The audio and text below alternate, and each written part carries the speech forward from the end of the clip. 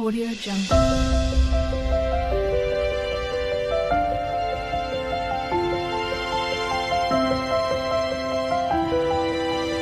Audio Jungle. বিসমিল্লাহির রহমানির রহিম। Welcome to Mominur's teaching home. আজকে আমরা ক্লাস 9-10-এর প্রথম অধ্যায় বাস্তব সংখ্যার পর্ব 4 নিয়ে আলোচনা করব।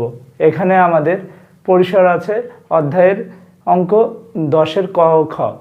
এই টপিক্সে আমরা শিখব সংখ্যার মধ্য থেকে কিভাবে অমূলদ সংখ্যা নির্ণয় করা হয়, অর্থাৎ একটি বা দুইটি নির্দিষ্ট সংখ্যা দেওয়া থাকবে, তার মধ্য থেকে আমরা অমূলদ সংখ্যা নির্ণয় করব। কি প্রক্রিয়ায় করব? হাইন্স আছে, অমূলদ সংখ্যা কি চিনতে হবে এবং নির্ণয় করা শিখতে হবে।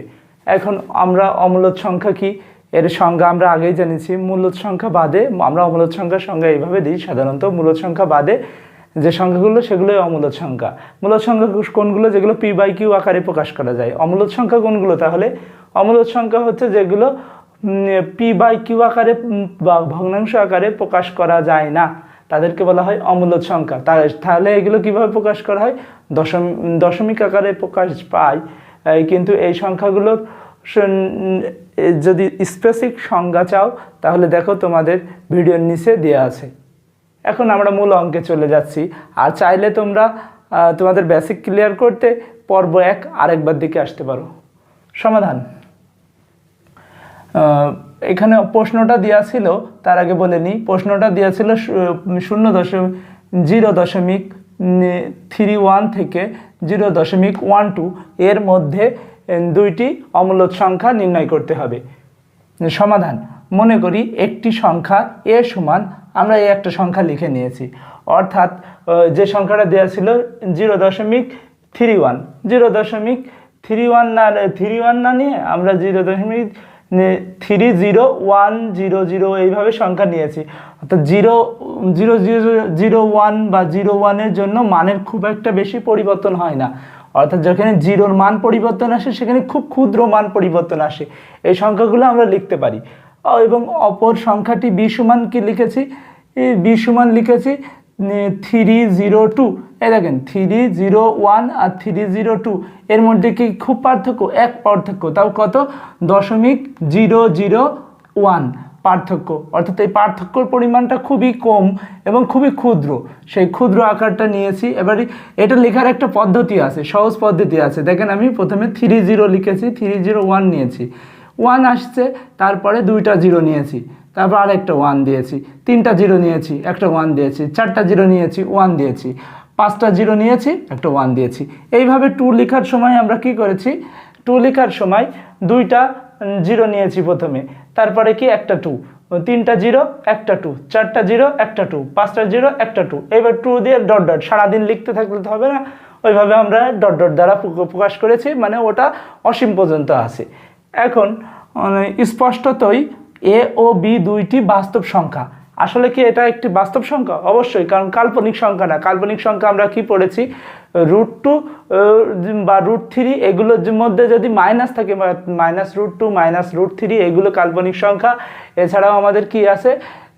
যে সংখ্যার পেছনে আমাদের একটা আয় যুক্ত থাকে, ওটাও একটা কাল্পনিক সংখ্যা।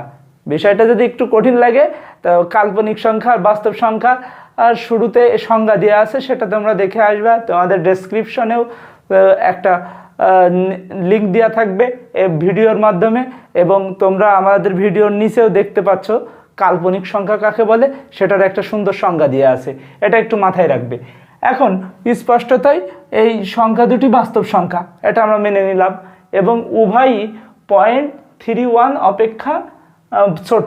মানে এই দুইটা সংখ্যাই 0.31 অপেক্ষা ছোট, কারণ 30 আমরা এই প্রশ্ন দেওয়া ছিল 31 থেকে, তাহলে 31 বড় নাকি 0.12 বড়? অবশ্যই 31 বড়, তাই আমরা এর চেয়ে ছোটো নিয়েছি আর এর চেয়ে বড় নিয়েছি। এখন খেয়াল করো, হচ্ছে কি এই অঙ্কটা আমরা যে প্রথমে মান নিয়েছি 301, এর ভিতরে দেখেন, এর ভিতরে 0.31 অপেক্ষা ওই সংখ্যাটা ছোট। প্রথমে এ নম্বর এ দিয়ে দেখি, বি নম্বরও কি 0.31 অপেক্ষা ছোট, কারণ 30-এর পরেই তো 31 হয়, এমনই কিছু। এরপরে পরের অংশটুকু আবার দেখেন, ওই সংখ্যাটা 0.30 0.30 0.12 অপেক্ষা বড়, এই কথাটা আমরা বুঝতে পেরেছি, সেই কথাটা আমরা লিখেছি। অর্থাৎ এই অঙ্কটা লেখার পরবর্তী ধাপ প্রসেস হচ্ছে কি করব, এই যে প্রথমে শুরুতে দিয়েছি যে মানটা অর্থাৎ 0.31, এই অংশটা আরেকবার নেব, 0.31 লিখে এখান থেকে এতে যেই উপাদানটা ছিল সেই উপাদানটা লিখব গ্রেটার দেন 0.12, অর্থাৎ আমাদের প্রশ্নে যেটা চেয়েছে, দুইটা সংখ্যা চেয়েছে, দুইটা অমূলদ সংখ্যা, তাহলে প্রথম অমূলদ সংখ্যা যেটা নির্ণয় করেছি সেটা এখানে বসাবো, আর দ্বিতীয় অমূলদ সংখ্যাটা এখানে বসাবো। কিন্তু একটা জিনিস খেয়াল রাখবো, এখানে অনেকে ধরেন এ দিয়ে দিতে পারেন বা বি দিয়ে দিতে পারেন, যেহেতু এ বি ধরেছেন, কিন্তু এটা এখানে পুরো সংখ্যাটা লেখারই চেষ্টা করবেন, কারণ অনেক সময় আপনারা ধরেন অনেক সংক্ষেপে লেখার কারণে অঙ্কটা এমনিই ছোট, স্যাররা দেখা যাচ্ছে কি 1-2 মার্ক কেটে নিতে পারে, সেজন্য যেটা নিয়ম, বইয়ের নিয়ম, সেই নিয়মেই করব। এখানে এ বা বি না দিয়ে পুরো সংখ্যাটাই লিখব এবং পাশে একটা সাইড নোটে লিখে দেব এ ও বি ভগ্নাংশ আকারে প্রকাশ করা যায় না। এই সংখ্যাগুলো এ আর বির এই উপাদানগুলো ভগ্নাংশ আকারে প্রকাশ করা যায় না। এত বড় সংখ্যা অসীম পর্যন্ত কে ভগ্নাংশে প্রকাশ করবে, এটা পসিবল নাই। এখন দেখেন এ ও বি এই সংখ্যা দুটি 0.31 ও 0.12 এর মধ্যে দুটি সংখ্যা, এটা সবাই আমরা মানি। শুধু দুটি সংখ্যা না, দুটি বাস্তব সংখ্যাও লিখতে পারেন চাইলে।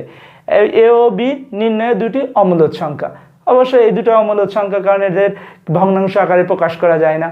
আশা করি বুঝতে পেরেছো। এরপরে আমরা যাব ক নম্বর, শেষ হলো আমাদের পরবর্তী টপিকস এর অংশ আছে খ নম্বরে আমরা শিখব। এরপরে এটা ক্লিন করে আমি খ নম্বর লিখছি।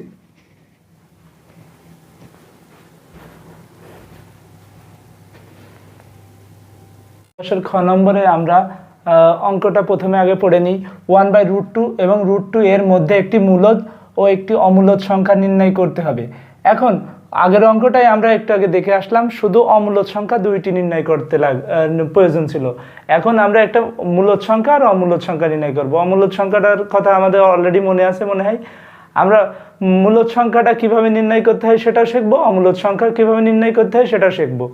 এখন এর হাইন্ডস হচ্ছে দুইটা, সেটা হচ্ছে গিয়ে এক মূলদ সংখ্যা শিখতে হবে আর একটা অমূলদ সংখ্যা শিখতে হবে। মূলদ সংখ্যা কি চিনতে হবে ও নির্ণয় করা জানতে হবে, অমূলদ সংখ্যাও কি তা নির্ণয় করা জানতে হবে এবং শিখতে হবে।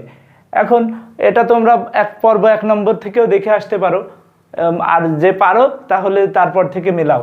এখন দেখো সমাধান লিখে এখানে 1/√2 এই মানটা ক্যালকুলেটরের মাধ্যমে নির্ণয় করবে। ভাগ করে বের করতে গেলে অনেক সময় লাগবে, তাই ক্যালকুলেটরে নির্ণয় করবে।